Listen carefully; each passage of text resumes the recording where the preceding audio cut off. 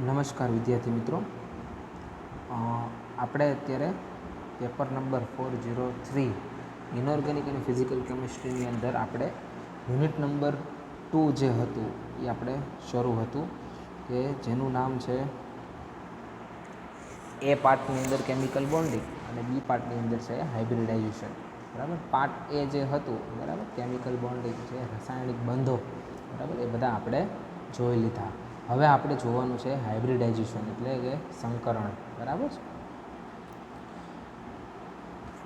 સંકરણ કેટલી પ્રકારના તો કે SP સંકરણ, sp2 સંકરણ, sp3, sp3d2, sp3d3 અને dsp2 બરાબર. તેમજ બધા ઉદાહરણો જોવાના છે BH2, BeCl2, BBr3,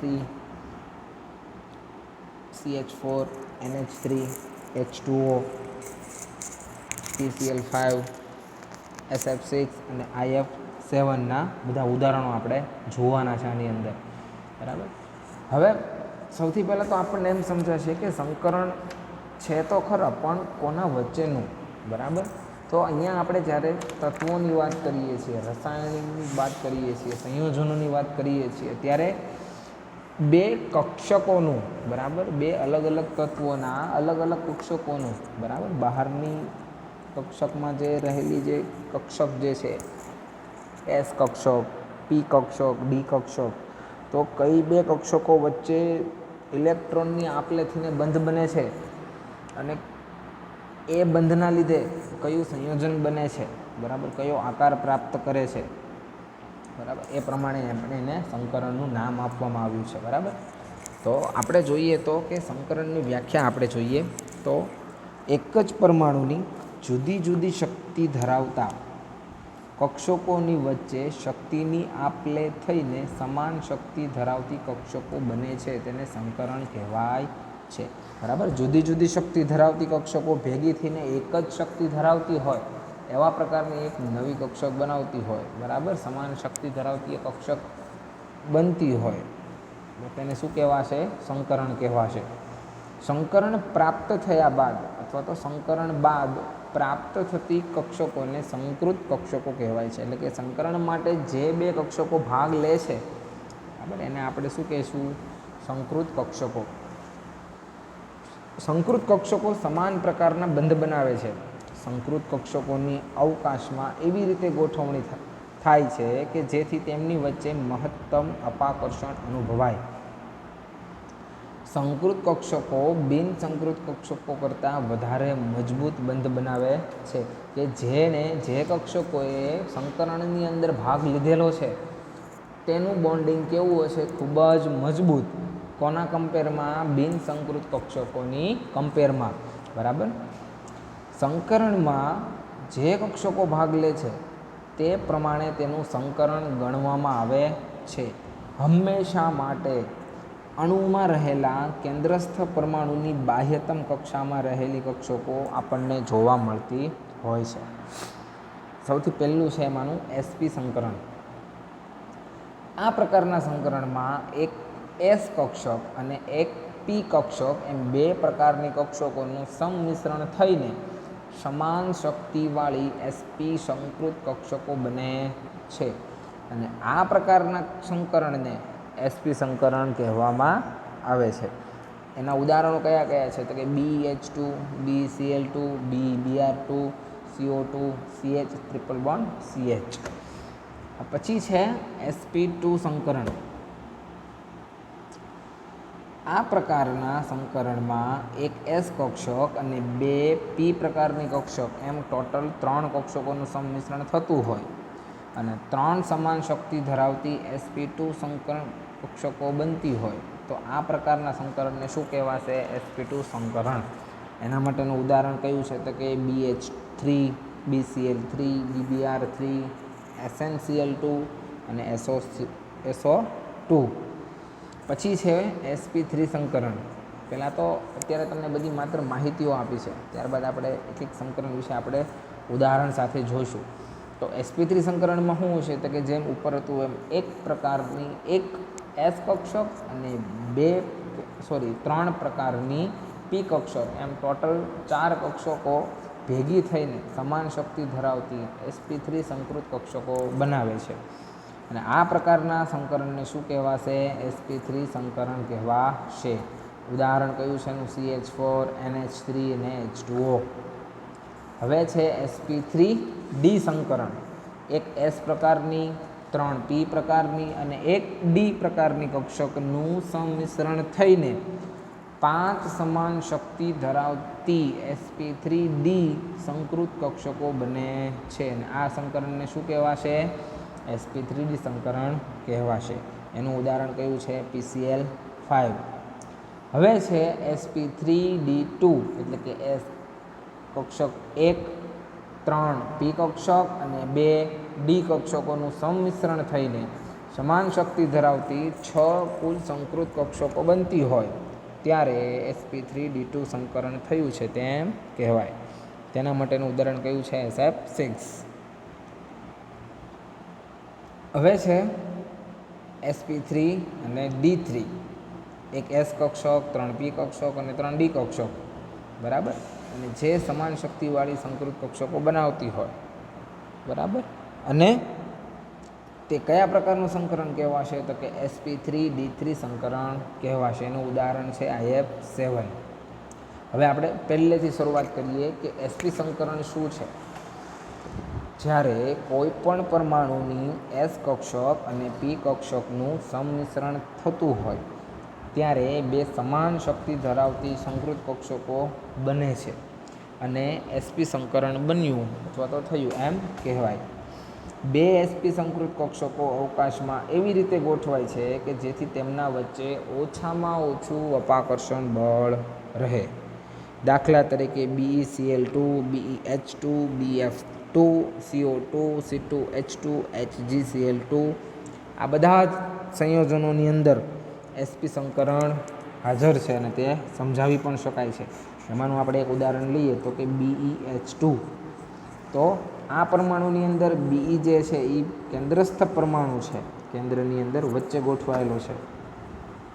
આ અણુ મુખ્યત્વે વાયુ સ્વરૂપમાં અસ્તિત્વ ધરાવે છે. બેરિલિયમ પરમાણુ જે છે એની બહારની કક્ષામાં 2s કક્ષક સંપૂર્ણ ભરાયેલી છે, પરંતુ ઉત્તેજિત અવસ્થા જે છે, ભૂમિ અવસ્થામાં S કક્ષક ભરાયેલી છે, પરંતુ ઉત્તેજિત અવસ્થામાં આ પરમાણુની ઇલેક્ટ્રોન રચનામાં 2 કક્ષકો અયુગ્મિત રહેલા છે. અહીં એક S કક્ષક અને એક P કક્ષકનું સંમિશ્રણ થાય છે અને તેઓની બંનેની શક્તિ કેવી છે? સમાન થઈ જશે અને sp કક્ષકો બનાવે છે. આ સંકૃત કક્ષકમાં ઇલેક્ટ્રોનની સાથે હાઇડ્રોજનનું પણ 1s કક્ષકમાં રહેલા ઇલેક્ટ્રોનની સાથે સંયોજાઈને BH2 બનાવે છે, બરાબર. બેરિલિયમનો પરમાણુ ક્રમાંક કેટલો છે? 4. એની ઇલેક્ટ્રોન ગોઠવણી 1s2 2s2. ભૂમિ અવસ્થામાં પણ ઉત્તેજિત અવસ્થામાં હશે ત્યારે શું જશે? 2s માંથી એક ઇલેક્ટ્રોન ક્યાં જશે? 2px માં, બરાબર. એટલે સંકરણ કરવા માટે થઈને એની પાસે કેટલી જગ્યાઓ ખાલી છે? હજી Sમાં અને Pમાં બંનેમાં, બરાબર. અને BeH2 જે છે તો 2 હાઇડ્રોજનના એક ઇલેક્ટ્રોન ક્યાં જશે? એક ઇલેક્ટ્રોન જશે Sમાં અને એક ઇલેક્ટ્રોન જશે Xમાં, બરાબર, P કક્ષકમાં. હવે S કક્ષકનો આકાર આપણને ખબર છે કે ગોળ છે અને P કક્ષકનો આકાર આપણને ખબર છે કે ડમ્બેલ જેવો છે. તો એઓની રચના આ sp સંકરણમાં તેની રચના એવી રીતની થશે કે તેઓની વચ્ચે ઓછામાં ઓછું અપાકર્ષણ હોય, એટલે કે આ પ્રકારની રચના બનાવશે, બરાબર. અહીં 2 સંકૃત કક્ષકો અવકાશમાં એવી રીતે ગોઠવાય છે કે તેમની વચ્ચે મહત્તમ અપાકર્ષણ રહે. તેથી BeH2 અણુની અંદર 2 સંકૃત કક્ષકો અવકાશમાં 180 ડિગ્રીના ખૂણે ગોઠવાયા હોય તો તેમની વચ્ચે ઓછામાં ઓછું અપાકર્ષણ બળ હશે અને તેમનો આકાર કેવો હશે? રેખીય, બરાબર. અહીંયા તમે જુઓ છો કે બેરિયમ જે છે, બરાબર, એની P કક્ષક અને હાઇડ્રોજનની S કક્ષક જે છે તો એ બંને અલગ અલગ છેડે ગોઠવાશે અને તે બંનેની વચ્ચે ટોટલ કેટલો? 180 જેટલો ખૂણો હાજર. જેને લીધેથીને શું થશે કે એનો આકાર રેખીય બનશે. એ જ પ્રમાણે BeCl2 તેમાં પણ આ જ પ્રમાણે સંકરણ થશે અને તેઓનો આકાર પણ કેવો હશે? રેખીય. બરાબર. હવે છે sp2 સંકરણ. એક S કક્ષક અને બે P કક્ષકોનું સંમિશ્રણ થઈને સમાન શક્તિ ધરાવતી sp2 સંકૃત કક્ષકો બને તો તેને sp2 સંકરણ કહેવાય છે. દાખલા તરીકે BCl3, Bi3, BBr3, BF3 માં sp2 સંકરણ આવેલું છે. BCl3નું આપણે ઉદાહરણ જોઈએ તો BCl3ની અંદર બોરોન પરમાણુ પાસે 3 ક્લોરીન પરમાણુ જોડાયેલા છે. આ પરમાણુની ઇલેક્ટ્રોન સંરચનામાં 3 કક્ષકો પાસે અયુગ્મિત ઇલેક્ટ્રોન હોવાથી તેની રચના જોતામાં એક ઇલેક્ટ્રોન અયુગ્મિત રીતે રહેલો હોય છે, પરંતુ આ પરમાણુની ઉત્તેજિત અવસ્થા જોતા 2s, 2px અને 2py એક કક્ષક આગળ વધશે એક ઇલેક્ટ્રોન, તેની અંદર અયુગ્મિત ઇલેક્ટ્રોન હાજર છે sમાં, pમાં અને yમાં. તેથી S કક્ષક અને બે P કક્ષકોનું સંમિશ્રણ થઈને કુલ 3 પ્રકારની સમાન શક્તિવાળી કક્ષકો સંકરણમાં ભાગ લેશે. બરાબર. બોરોન પરમાણુનું આપણને ખબર છે કે પરમાણુ ક્રમાંક 5 છે. બરાબર. 1s2, 2s2 અને 2px1. ઉત્તેજિત અવસ્થામાં 2s માંનો એક ઇલેક્ટ્રોન ક્યાં જશે? 2py ની અંદર. હવે સંતુલિત થવા માટે ક્લોરીન પરમાણુ તેની સાથે જોડાતા હોય તો ક્લોરીન પરમાણુના ત્રણેય એક ઇલેક્ટ્રોન 2s1માં, 2pxમાં અને 2pyમાં એમ ત્રણેયમાં એક ઇલેક્ટ્રોન પોતાનો જશે. બરાબર. હવે આમની બે P કક્ષક અને એક X કક્ષક ભાગ લેતી હોય તો એવોનો આકાર કેવો થશે કે જેમની વચ્ચે ઓછામાં ઓછું અપાકર્ષણ બને. તો પહેલાં તો અલગ અલગ P કક્ષક જે છે એ એકબીજાને લંબ ગોઠવાશે અને S કક્ષક છે એની મધ્યમાં થશે. બરાબર. એટલે sp2 સંકરણનો આકાર કેવો થશે? આના જેવો. બરાબર. આમ BCl3 અણુની અંદર બોરોન પરમાણુની બાહ્યતમ કક્ષામાં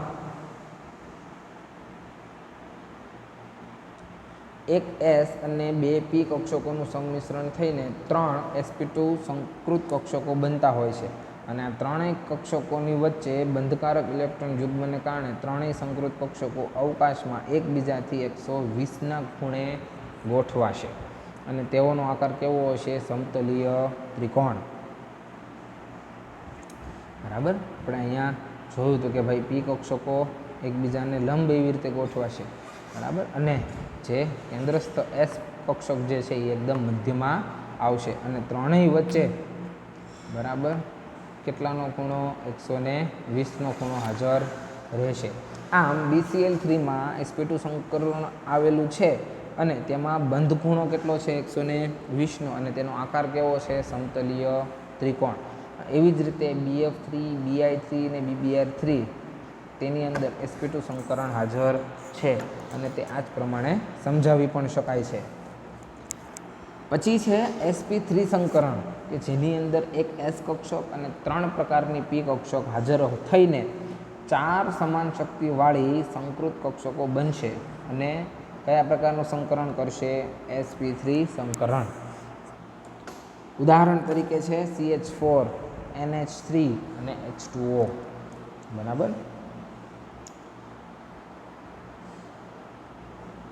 દરેકની અંદર સંકૃત કક્ષકોમાં અવકાશનું સ્થાન બદલાયા કરે છે, તેથી બંધ ખૂણો કેવો થાય છે? ફરતો રહે છે અને તેમના કારણે ઉદાહરણ પ્રમાણે અલગ અલગ તેનો આકાર જોવા મળશે. હવે CH4 છે મિથેન, એની અંદર કાર્બનનો પરમાણુ ક્રમાંક 6. બરાબર. 1s2, 2s2 અને 2p2. Xની અંદર એક અને Yની અંદર એક. પણ ઉત્તેજિત અવસ્થાની અંદર 2s માંનો એક ઇલેક્ટ્રોન ક્યાં જશે? 2pzની અંદર. બરાબર. કાર્બન પરમાણુની ભૂમિ અવસ્થામાં ઇલેક્ટ્રોન બંધારણ તમે જુઓ તો ફક્ત 2 ઇલેક્ટ્રોન જે છે એ અયુગ્મિત રીતે છે, પરંતુ ઉત્તેજિત અવસ્થામાં જોતા S કક્ષકનો એક ઇલેક્ટ્રોન ક્યાં જશે? 2pzની અંદર અને ટોટલ 4 અયુગ્મિત ઇલેક્ટ્રોન બનશે. બરાબર, અને તેની સાથે હાઇડ્રોજનનું 1s કક્ષક બરાબર સંકરણની અંદર ભાગ લેશે અને ચારે ચાર કક્ષકની અંદર એક એક ઇલેક્ટ્રોન જે છે હાઇડ્રોજન પોતાનો ફાળવશે. બરાબર, અહીંયા આગળ હવે તેનો આકાર પણ થોડોક અલગ રહેશે. બરાબર, આ પ્રકારની એની રચના થશે. કાર્બન મધ્યસ્થ પરમાણુ અને અલગ અલગ હાઇડ્રોજન સાથે પોતે બંધ બનાવતો હોય તો બે બંધ વચ્ચે બરાબર 109 ડિગ્રી અને 28 મિનિટ જેટલો તફાવત હાજર હશે. બરાબર, અને આકાર કેવો છે? સમચતુષ્ફલકીય. અને કયું સંકરણ છે? sp3 સંકરણ. બરાબર, હવે એના પછી આવશે sp3d સંકરણ.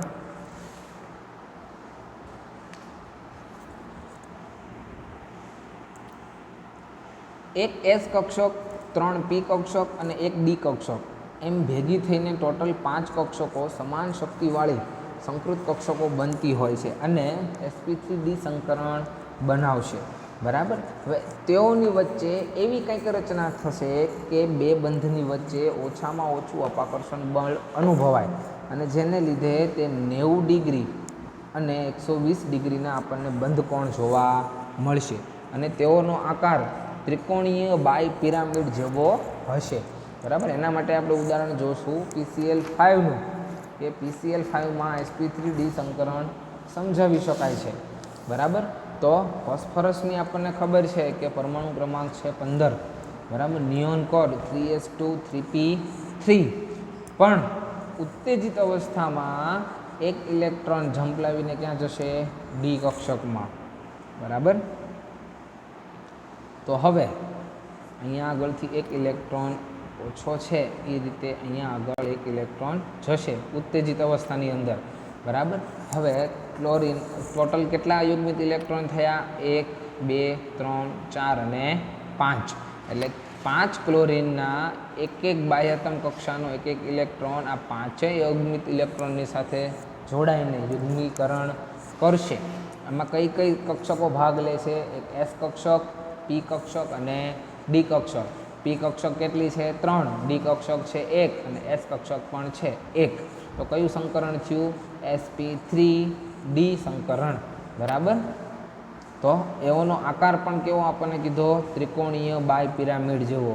બરાબર, અને આવી રીતની રચના તેઓ કરતા હોય છે. બરાબર, અને તેઓનો બંધકોણ કેટલો હોય છે? 120 ડિગ્રી અને અથવા તો 90 ડિગ્રીનો એનો બંધકોણ જોવા મળે છે. આમ જે અણુની અંદર sp3d સંકરણ જોવા મળતું હોય તે અણુનો બંધખૂણો 90 કાં તો 120 અને તેનો આકાર ત્રિકોણીય બાય પિરામિડ જેવો હોય છે. તેના પછીનું સંકરણ છે sp3d2 સંકરણ. તો તેમાં પણ કઈ કઈ સંકૃત કક્ષકો ભાગ લેશે? તો કે એક S પ્રકારની, 3 P પ્રકારની અને 2 D પ્રકારની સંકરણ કક્ષકો ભાગ લેશે અને સમાન શક્તિવાળી સંકૃત કક્ષકો પોતે બનશે. અને કયું સંકરણ બનાવશે? sp3d2 સંકરણ બનાવશે. અને આ બધી જ સંકૃત કક્ષકો અવકાશમાં એવી રીતે ગોઠવાશે કે 90 ડિગ્રીના એનો બંધકોણ હાજર હશે અને જેને લીધે તેઓની વચ્ચે ઓછામાં ઓછું અપાકર્ષણ બળ અનુભવાય. sp3d2 સંકરણ ધરાવતા સંયોજનોનો આકાર હંમેશા કેવો હોય છે? અષ્ટફલકીય હોય છે. SF6માં sp3d2 સંકરણ સમજાવી શકાય છે. તો તે આપણે ઉદાહરણ લઈએ તો કે સલ્ફરનું આપણને ખબર છે કે પરમાણુ ક્રમાંક છે 16. બરાબર, તો એની ઇલેક્ટ્રોન કન્ફિગ્યુરેશન કેવી થશે? Neon core 3s2 3p4. બરાબર, હવે ઉત્તેજિત અવસ્થામાં શું થશે કે એક pxમાંથી એક ઇલેક્ટ્રોન અહીંયા ટ્રાન્સફર થશે અને એસમાંથી પણ એક ઇલેક્ટ્રોન અહીંયા ટ્રાન્સફર થશે. બરાબર, એટલે ટોટલ અયુગ્મિત ઇલેક્ટ્રોનની સંખ્યા કેટલી થઈ? 1 2 3 4 5 અને 6. બરાબર, એટલે ફ્લોરિનના 6 અણુઓ બરાબર બાહ્યતમ કક્ષામાંથી એક એક ઇલેક્ટ્રોન આપીને તેની સાથે સંકરણ બનાવશે. સંકરણ કરવા માટે કેટલી કક્ષકો ભાગ લેશે? તો કે 3s2 3s કક્ષક, P કક્ષકની 3 3 અને D કક્ષકની 2. બરાબર, એટલે કે sp3 અને D બરાબર. આવી રીતે સંકૃત કક્ષકો બનશે. તેઓનો બંધકોણ કેટલો હશે? 90 ડિગ્રીનો હશે. તેમજ તેઓનો આકાર કેવો હશે? અષ્ટફલકીય હશે. આમ SF6 અણુની અંદર sp3d2 સંકરણ આવેલું હોય છે અને તેઓનો બંધકોણ 90 ડિગ્રી અને આકાર અષ્ટફલકીય છે. SF6ની અંદર sp3d2 સંકરણ થાય છે. આ 6 sp3d2 સંકૃત કક્ષકોમાં રહેલા બંધકારક ઇલેક્ટ્રોન યુગ્મને કારણે અપાકર્ષણ અનુભવીને એકબીજાથી શક્ય હોય એટલો દૂર અંશ ગોઠવાય છે. તેથી કહી શકાય અથવા તો તેથી બે કક્ષકો વચ્ચેનો ખૂણો કેટલો બનશે? 90 ડિગ્રીનો. SF6ની અંદર 4 ફ્લોરિન પરમાણુ જે છે એ સલ્ફરના એક જ સમતલની અંદર છે અને બાકીના બે જે ફ્લોરિન જે છે અણુઓ એ સમતલની લંબ એમ ગોઠવાયેલા છે. તેથી દરેક સંકૃત કક્ષકો વચ્ચેનો ખૂણો કેવો છે? 90 ડિગ્રીનો અને તેનો આકાર હંમેશા કેવો થશે? અષ્ટફલકીય. હવે એના પછીનું સંકરણ છે sp3d3 સંકરણ. બરાબર. તો એક S કક્ષક, 3 પ્રકારની P કક્ષક, D કક્ષક, 3 પ્રકારની M મિશ્ર થઈને સમાન શક્તિવાળી 7 સંકૃત કક્ષકો બનતી હોય છે અને તેઓનો બંધકોણ 72 ડિગ્રી અને 90 ડિગ્રી જેટલો જોવા મળે છે અને તેનો આકાર કેવો છે? પેન્ટાગોનલ બાય પિરામિડ જેવો તેનો આકાર છે. એક તમારે ખાસ બંધકોણ, સંકરણ પ્રમાણેના બંધકોણ અને સંકરણ મુજબનો તેનો આકાર તમારે યાદ રાખવું ખૂબ જ જરૂરી બનશે અને તેના માટેનું અનુકૂળ તેવું ઉદાહરણ અહીં આપણે IF7નો આપણે ઉદાહરણ જોઈએ છીએ. તો આયોડિનનો પરમાણુ ક્રમાંક છે 53. તેનું ભૂમિ અવસ્થામાં ઇલેક્ટ્રોન રચના થશે krypton core 3d10 5s2 5p5. બરાબર.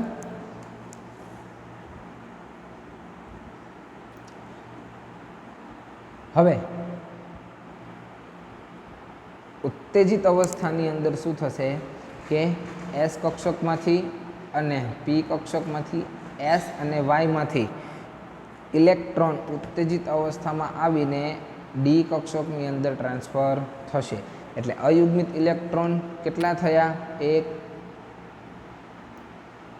2 3 4 5 6 7. બરાબર. 7 પ્રકારના અયુગ્મિત ઇલેક્ટ્રોન થયા. એટલે ફ્લોરિનના એ 7 ઇલેક્ટ્રોનને સ્વીકારીને બરાબર સંકરણ કરશે. બરાબર. હવે તેઓ કઈ કઈ કક્ષકોની સંકરણની અંદર ભાગ લે છે? તો કે એક S, એક P અને D. S પ્રકારની એક કક્ષક, P પ્રકારની 3 કક્ષક અને D પ્રકારની પણ 3 કક્ષક. એટલે sp3d3 સંકરણ અને તેઓનો આકાર કેવો છે? પેન્ટાગોનલ બાય પિરામિડ જેવો તેનો આકાર છે. તેનો બંધખૂણો 72 ડિગ્રી અને 90 ડિગ્રી જેટલો હોય છે.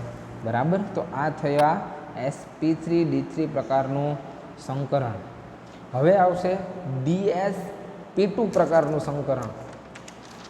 તો એની અંદર શું થશે કે એક જ અણુની અંદર કેન્દ્રસ્થ પરમાણુ એક D કક્ષક, એક S કક્ષક અને 2 P કક્ષક સંકરણમાં ભાગ લઈને 4 સમાન શક્તિ ધરાવતી સંકૃત કક્ષકો બનાવશે અને આ સંકરણ કયું કહેવાશે? dsp2. બરાબર. સંકીર્ણ સંયોજનો માટે પણ આવું સંકરણ લાગુ પડે છે.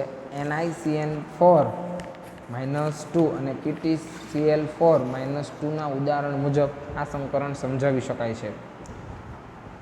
નિકલ ટેટ્રાસાયનાઇડના સંકરણમાં ઓલા તત્વની અંદર સંકરણ આપણે સમજવું હોય તો નિકલની સાથે 4 CN ના લિગાન્ડ જોડાયેલા છે. તેથી Ml4 પ્રકારનું સંકરણ સંયોજન અહીંયા આગળ હાજર છે. નિકલનો ઓક્સિડેશન આંક છે +2. તો M-L કેટલું થશે? -2. બરાબર. એટલે M થશે +2. નિકલનો કેટલો થશે ચાર્જ? +2નો. હવે નિકલની થશે અવસ્થા આર્ગોન કોર 3d8 4s0 અને 4p0. બરાબર. તો હવે ઉત્તેજિત અવસ્થાના સાયનાઇડના 4 ઇલેક્ટ્રોન D કક્ષક અને P કક્ષકમાં જોડાશે. નિકલ ધાતુ આયનની બાહ્યતમ કક્ષામાં D એક એસ અને 2 પી કક્ષકોનું સંમિશ્રણ થઈને 4 સમાન શક્તિ ધરાવતી dsp2 સંકૃત કક્ષકો બનાવે છે અને જેમાં લિગન્ડના ઇલેક્ટ્રોનો ગોઠવાઈને NiCN4-2ની રચના બનતી હોય છે. નિકલ સાથે જોડાયેલા 4 લિગાન્ડ જે છે એ અવકાશની અંદર 90નો ખૂણો બનાવશે, બરાબર. અને આ જ ઇલેક્ટ્રોન યુગ્મો વચ્ચે અપાકર્ષણ ઓછામાં ઓછું થાય, તેથી તેનો આકાર ચોરસ જોવા મળે છે, બરાબર. અહીંયા આગળ મધ્યસ્થી પરમાણુ કયો છે આપણો? નિકલ, અને લિગાન્ડ છે આપણી પાસે સાયનાઇડ, બરાબર. બંધ કોણ કેટલો થશે? 90 ડિગ્રીનો, અને આકાર થશે ચોરસ, બરાબર. એવી જ રીતે PtCl4ની અંદર પણ આ જ પ્રકારનો ઓક્સિડેશન આંક +2 થશે, બરાબર છે. લિગાન્ડ ક્લોરિન જે છે એ મધ્યસ્થ પરમાણુ પ્લેટિનમની સાથે જોડાતો હોય અને કેટલા ડિગ્રીનો બંધ કોણ? 90 ડિગ્રીનો બંધ કોણ, અને ચોરસ આકાર મુજબ આ સંકરણ બનાવશે, બરાબર. એ તમે જોવો છો એ મુજબ, બરાબર. આવું જ ઉદાહરણ તમે NH3ની અંદર પણ આપી શકો છો. NH3માં પણ આ જ પ્રકારનું થશે સંકરણ, બરાબર. sp3 સંકરણ આની અંદર જોવા મળે છે.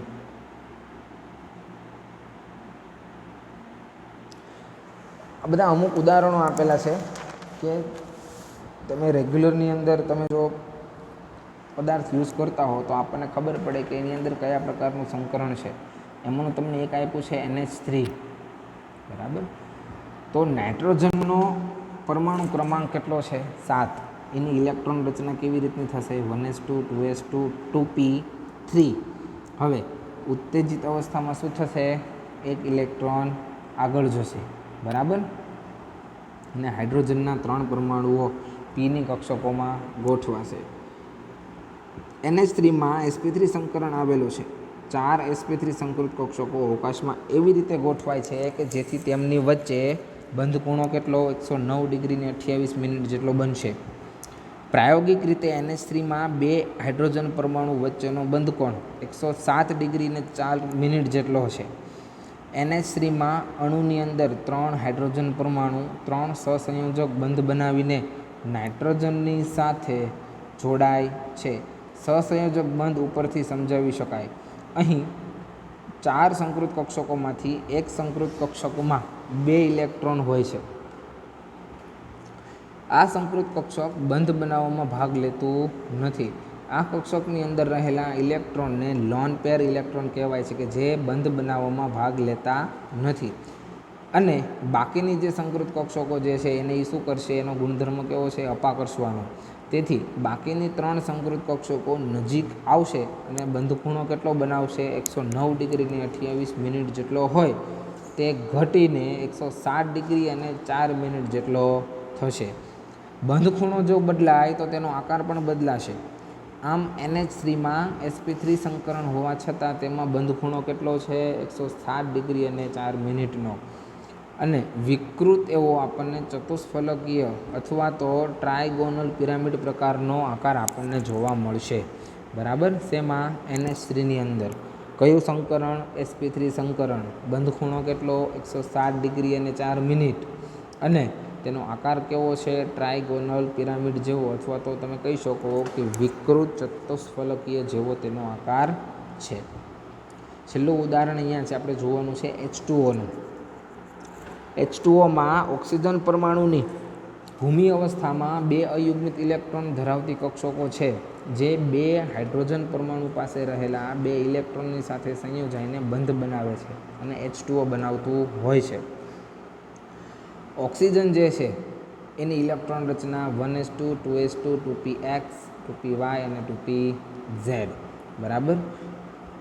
હવે કેવી રીતે H2O જોડાશે? તો કે હાઇડ્રોજન પરમાણુ જે છે એ 2py અને 2pzમાં પોતાનો એક ઇલેક્ટ્રોન આપશે, બરાબર.